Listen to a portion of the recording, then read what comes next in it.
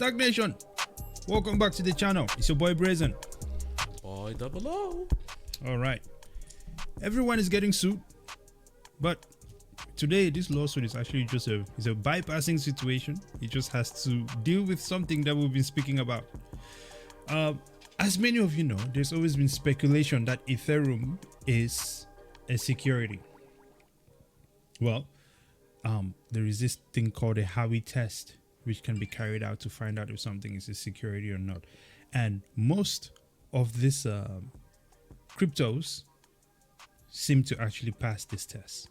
This is the one test that you actually want to fail. Now, Ethereum is the one test you want to fail. Yeah, this is the one test you want to fail if you want to claim you're decentralized and so on and so forth. Right?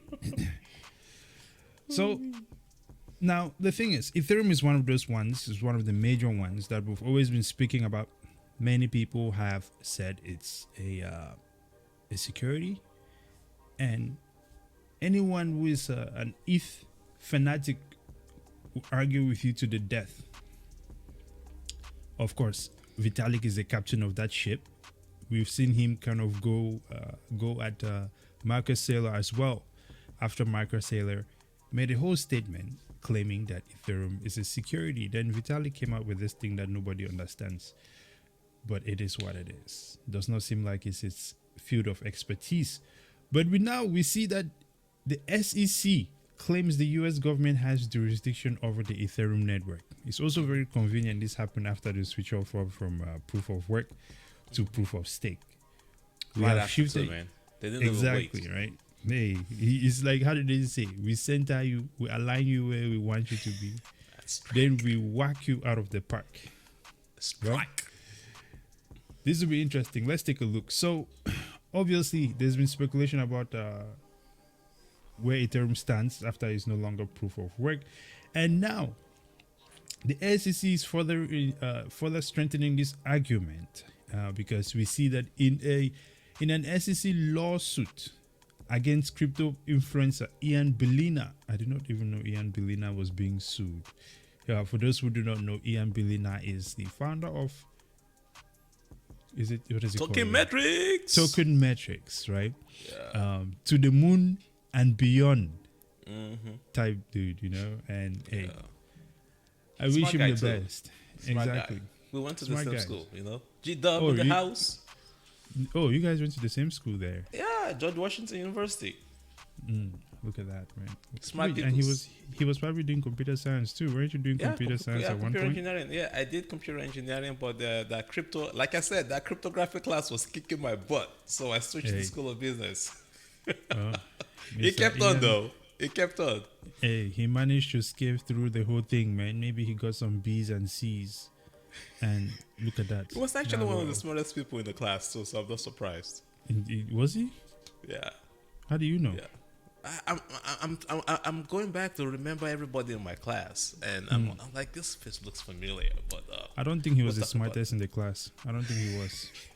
Yeah, you could be smart in different areas, though. You could be smart. Hey, you can be smart in different areas, man. I'm just saying, I don't think he was the smartest in the class. That's all. You know, I don't know half of the stuff he knows. He's running a massive company. Clearly, he's smarter at that than I am. So, but it is what it is. So anyway, in this lawsuit that the SEC is filing against Ian Bellina here for offering unregistered securities, which is the main thing. In this lawsuit, there is just one line which we really need to look at, right? To see what is really happening here. In the lawsuit, it says,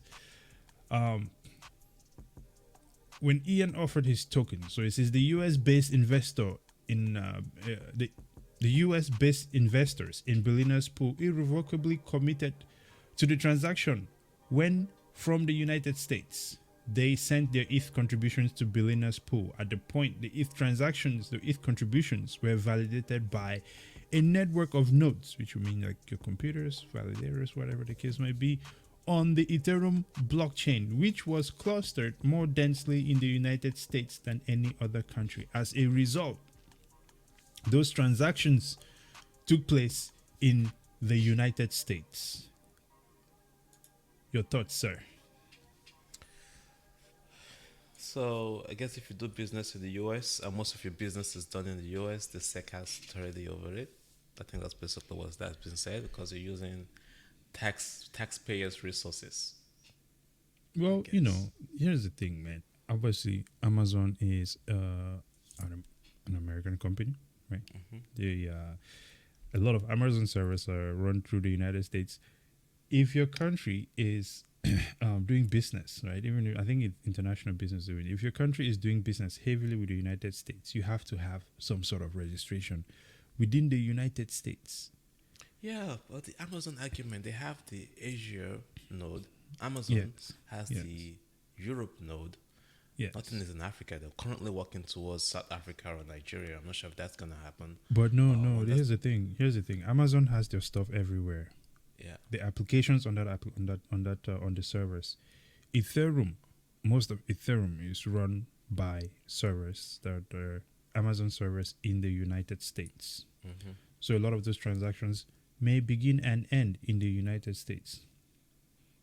You know, so it would make sense. I mean, if Ethereum is now laying on the side of the law, and obviously Amazon is regulated by the same law, how is Yeah. anything that is happening on that server not American?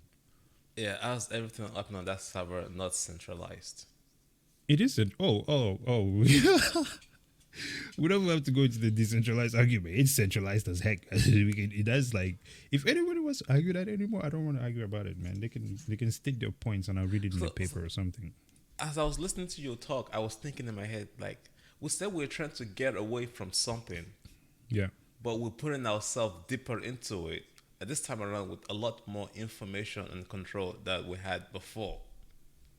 Because Absolutely. if Ethereum is the new operating system, so called, right, trying to Yeah. get us away from the Windows operating system, which also has its own problems, and we're not doing operating system in the cloud, that means that every single thing you do on that is tracked to the T. You can still have maybe some privacy in your Windows. You can still find a way to block yourself in and create your own cloud or whatever and Hmm. operate within that with the current infrastructures that we have, operating system infrastructure that we have. But if you Right. say you're going on Ethereum and you're creating tokens, by the way, did you know that that lawsuit also included the fact that it was offering registered tokens on the Ethereum network without registering them? So Wait, it's you like said a double whammy. he was also offering registered tokens on Ethereum Yeah, let me show you guys as something well real as quick. unregistered tokens then. Yeah, yeah. Well, I mean, I think in his case, it does not make him look good, for No, sure. it looks bad. It You looks know, bad. It looks bad. but in the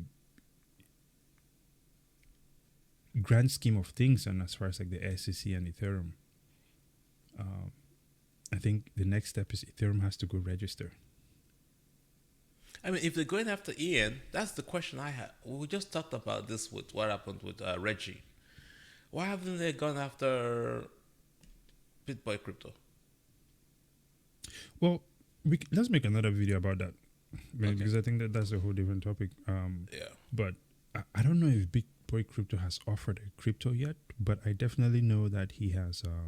Where that guy lives is a very gray area. Wyoming or wherever he's at. You No, get to. no, his activities are very gray. The fact that he can get online and push tokens, and then a ton of these tokens suddenly get yanked or get rug pulled, and then he tries to sue people on YouTube for talking about it. You know, it's interesting that he's able to do these shady things and carry on and claim that he's being defamed and things like that. That's a whole different situation. But Yeah. carry on.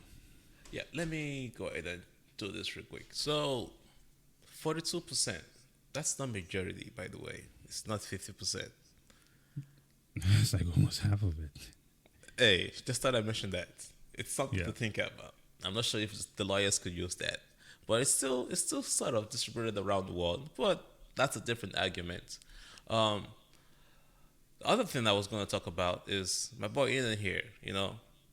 Token metrics. I'm not trying to put a pitch out there for token metrics, but we've used the tool in the past. It's been accurate. I just wanted to bring that up here. This is his website. What's going on now? It's nuts. It's going to deface its value or the value that it has added to the crypto to the crypto space. Basically, part of what I'm just trying to add to what you said earlier. Not only is it the fact that he was pushing out tokens on Ethereum, the biggest part was that it was reselling tokens and it was getting paid as well. And there's a lot of people out there that do this, pushing tokens and getting paid in the back for it. That apparently is fraud, according to the STAKK as well. So not only are they going after him for distributing tokens that are on the Ethereum network, which they control, which the STAKK think they control, they also coming after him for making money for pushing tokens that they made money off of for pushing them. Oh, then it sounds to me like BitBoy Crypto is on the line. Obviously, there's a ton of people. They just have to keep going through them. And they're going back as far as 2018. Yeah. So if they're going back as far as 2018, there's going to be a lot of lawsuits. I hope they have all the lawyers for that. You know, they have time, bro. Yeah. So to me, I'm just thinking, Ethereum, I don't think Ethereum is going away. Ethereum has its own value, but it's not getting us away from the one thing that we said we do not want anymore, which is centralized control of systems, of government, and so on and so forth.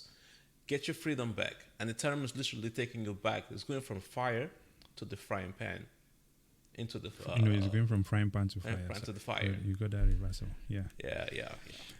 Yeah. Well, here's the thing. I think the main point here that I also say we can wrap up on this is the fact that there is somebody that Gary Gensler can call and be like, listen, we need you to register this Ethereum, which makes it a company. So at some point, the SEC has already said that, Ethereum is under its jurisdiction. If you read the 48 laws of power, if you understand how people in powerful places operate, looking undecisive is not something that they like to do. Okay? They have already said Ethereum falls under the jurisdiction of the United States.